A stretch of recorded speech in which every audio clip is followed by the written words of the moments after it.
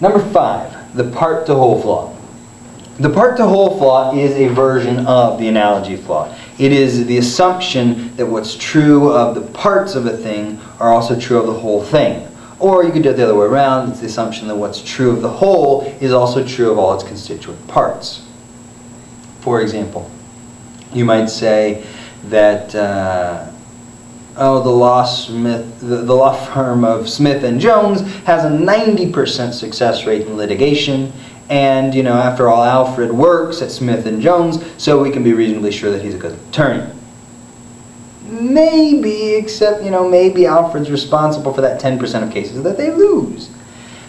You can't say that just because he's a part of the whole that he has the attributes of the whole. And like I said, you could do it the other way around. So you could say, I'm constructing a basketball team, and I've chosen the 5 best players in the league. I've chosen the 5 finest players in the league. Therefore, I can be assured that I have constructed the best basketball team in the league. Well, maybe, but even if every one of those guys really is the best player, even if I have picked the 5 best players, even if it's true of every single one of the constituent parts, it doesn't mean it's true of the whole. Maybe these guys won't pass the ball. Maybe they're all point guards and I don't have a big man in the paint.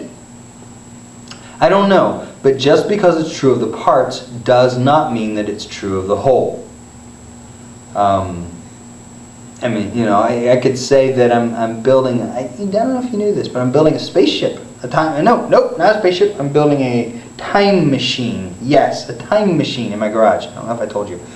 And I am constructing my time machine entirely out of, existing automobile parts and stuff. And listen, each one of these parts functions exactly as it was designed. Each one of these parts works perfectly. In this way, I can be sure that my time machine will work. And this is classic part-to-whole flaw. Just because each of the parts works doesn't mean the whole will work. Part-to-whole is the assumption that what's true of the parts is also true of the whole, or vice versa. Number 6, the sampling error. The sampling error, and you're probably used to this idea, especially having, in the last couple of years, fresh off these presidential elections, they get so much coverage. We're used to the idea of sampling and margins of error within sampling.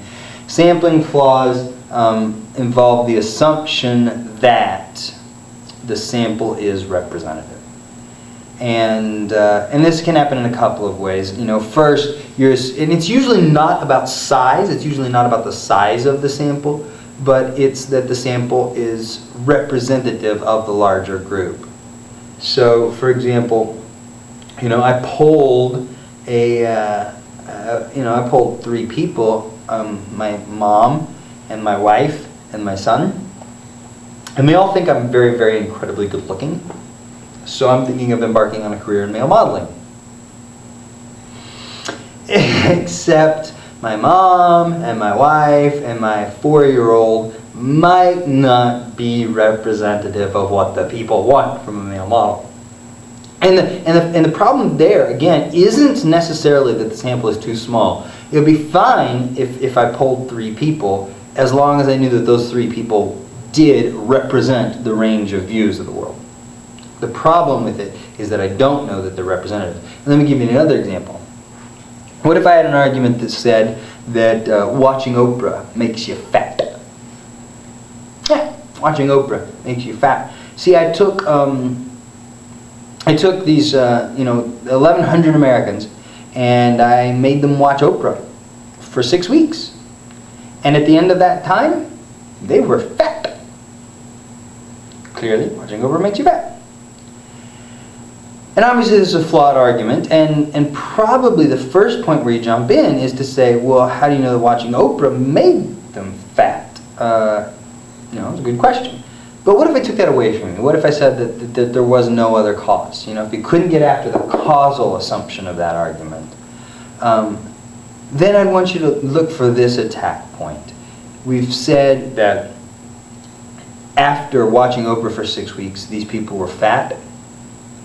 We've assumed that these people are representative, which means we've assumed what they were like before they started watching Oprah. See, what if after 6 weeks of Oprah they were fat, but before they started their 6-week Oprah regimen, they were all big fat fatties? If that's the case, then maybe watching Oprah makes you skinnier, not fatter.